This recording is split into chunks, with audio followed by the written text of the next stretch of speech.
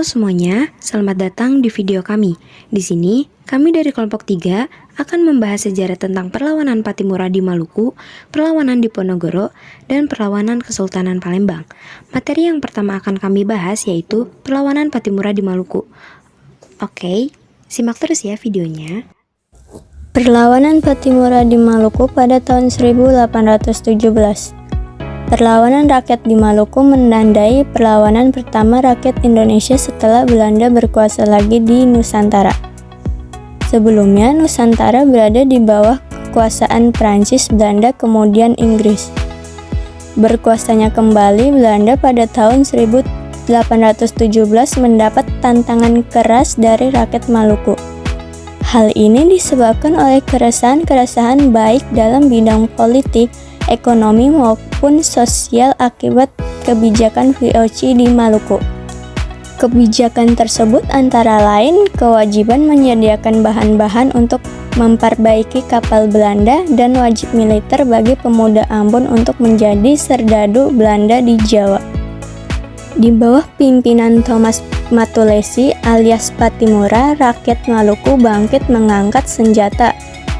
Pertama-tama menghancurkan perahu-perahu milik Belanda yang ada di pelabuhan pasukan Pattimura dan selanjutnya mengepung dan menduduki benteng Dorstad di Pulau Saparua.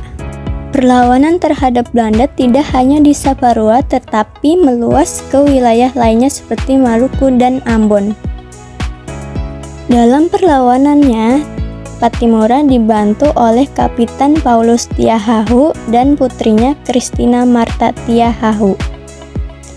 Pada November 1817, pasukan Pattimura semakin mendesak.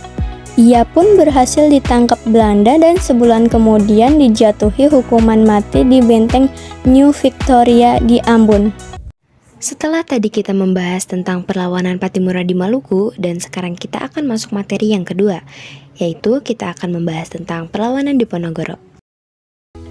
Perlawanan Pangeran Diponegoro 1825 sampai 1830. Perang Diponegoro tidak terlepas dari dua konteks besar, yaitu yang pertama pengalaman, keyakinan serta pandangan pribadi Diponegoro sendiri terkait situasi sosiopolitik Jawa yang dapat diringkas menjadi pengalaman religius Diponegoro. Yang kedua, kondisi sosial politik utama di Jawa pada waktu itu yang memberi justifikasi atau pembenaran bagi keyakinan pribadi Diponegoro. Pengalaman religius Diponegoro, Pangeran Diponegoro 1785 sampai 1855 adalah putra tertua Hamengkubuwono III. Sejak kecil sampai remaja ia tumbuh besar bersama neneknya. Ratu Ageng wafat pada tahun 1803 di Tegalrejo. Di tempat itu ia dikabarkan rajin bersembunyi mempelajari kitab-kitab agama Islam, karya sastra, serta sejarah Jawa. Dia masuk dan akrab dengan lingkungan pesantren. Hubungan Diponegoro dengan komunitas-komunitas Jawa lainnya sangat unik. Sebagai seorang pangeran, ia menjalin hubungan dengan kaum bangsawan Jawa sebagai penganut tasawuf. Ia menjalin hubungan dengan komunitas agama dan sebagai penduduk desa, ia menjalin hubungan dengan warga desa. Pada tahun 1805 sampai 1808, ia mengalami semacam pengalaman religius yang unik. Pengalaman itu membuat dia yakin bahwa dialah calon raja Jawa yang ditunjuk secara supranatural. Ia mulai melakukan ziarah ke tempat-tempat suci yang ada hubungannya dengan dinasti Mataram di mana ia mengalami serangkaian mimpi. Pada puncak pengalaman religiusnya, Diponegoro menyatakan pendapat perintah Ratu Adil untuk merebut kembali tanah Jawa. Ia kemudian mengubah namanya menjadi Abdul Kamit dan menanggalkan pakaian kebesarannya dan menggantinya dengan pakaian serba putih seperti Nabi Muhammad SAW. Selama waktu itu, situasi di Jawa bertambah buruk dan Diponegoro semakin mendapat banyak pengikut.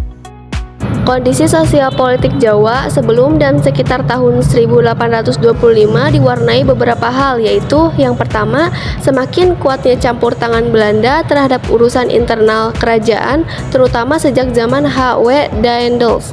Yang kedua, raja-raja Jawa diperlakukan seperti vasal atau bawahan dari Batavia yang menjadi pusat kekuasaan Belanda di Jawa Hamengkubuwono II. sangat menentang kebijakan ini. Antipati dan kebencian pihak kerajaan semakin memuncak ketika Daendels pada tahun 1811 secara sepihak menghapus uang sewa daerah pesisir yang seharusnya diberikan kepada pihak kerajaan. Yang ketiga, secara internal lingkungan istana sendiri diwarnai praktik korupsi dan persekongkolan yang merusak ketahanan secara kestabilan kerajaan. Hal tersebut memudahkan Belanda melakukan intervensi serta menerapkan politik adu domba. Oke, setelah tadi kita membahas kedua materi tersebut, di sini kita yang terakhir akan membahas materi perlawanan Kesultanan Palembang. Perlawanan Kesultanan Palembang dari 1804 sampai 1821. Belanda sudah lama menduduki Palembang. Pendudukan Palembang sangat penting artinya bagi Belanda, setidaknya karena dua alasan berikut. Yang pertama, posisi strategis Palembang yang menghubungkan antara wilayah kekuasaan Belanda di Jawa dan Sumatera. Di Sumatera, Belanda berniat menguasai perdagangan lada, suatu komoditas yang juga menjadi incaran Inggris. Dan yang kedua, Belanda berkepentingan menguasai pertambangan timah di Bangka dan Belitung, dua wilayah yang berbeda di bawah kedaulatan Kesultanan Palembang. Rakyat Palembang menunjukkan sikap antisipasi yang tinggi sejak Belanda menduduki wilayah mereka. Sikap antipasi yang sama kelak mereka tunjukkan terhadap penjajah Inggris. Baru pada masa pemerintahan Sultan Mahmud Badarudin 1804 sampai 1812 sampai 1813 sampai 1818 sampai 1821. Resistensi itu memuncak menjadi sebuah perlawanan yang besar. Perlawanan ini terjadi antara tahun 1804 sampai tahun 1821. Aktor penggerakannya adalah Sultan Badarudin sendiri. Ia bukanlah sahabat Belanda.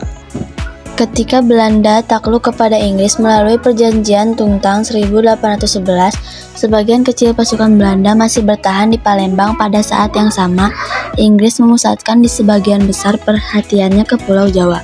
Kondisi ini dimanfaatkan oleh Badarudin. Diam-diam, ia menyerang garnison Belanda di Palembang. Badarudin juga menantang keberadaan Inggris di wilayah kekuasaannya. Mengetahui sikap tidak kooperatif Badarudin, Inggris menyerang Palembang pada tahun 1812, menjara isi istana serta melantik adik Badarudin menjadi sultan dengan gelar Sultan Ahmad Najamuddin 1812 sampai 1813. Sikap Badarudin yang tunduk kepada Inggris membuat Residen Inggris di Palembang mendudukannya kembali ke tahta kesultanan pada tahun 1813. Namun Badarudin tidak sampai sebulan duduk di singgahan karena Thomas S. Raffles, penguasa tertinggi Inggris di Hindia Belanda, menolak penetapan itu. Pada tahun 1818, Belanda mengirimkan ekspedisi pertama ke Peladang pasca Konvensi London. Setelah menguasai Palembang, Belanda mengasingkan nama Najamuddin ke Batavia. Karena tindakan ini tidak mengakhiri perlawanan di Palembang, Belanda kemudian mengirimkan ekspedisi kedua pada tahun 1819. Di luar dugaan Belanda, ekspedisi ini dikalahkan Badarudin. Belanda membalas pada tahun 1821 dengan menghimpun sebuah pasukan besar yang terdiri dari 4.000 tentara. Pada tahun 1823, Belanda menempatkan Palembang di bawah kekuasaan langsung mereka dan Kesultanan Palembang dihapus. Ahmad Najamuddin dan para pengikutnya tidak puas. Ia menyerang garnison Belanda di Palembang pada 1824, tetapi berhasil dipukul mundur oleh Belanda. Sultan melarikan diri namun menyerang pada tahun 1825. Ia diasingkan ke Banda, kemudian Manado pada tahun 1841. Mungkin segitu saja yang dapat kelompok kami sampaikan. Terima kasih yang sudah menonton sampai akhir. Kurang lebihnya kami mohon maaf. See you and bye-bye.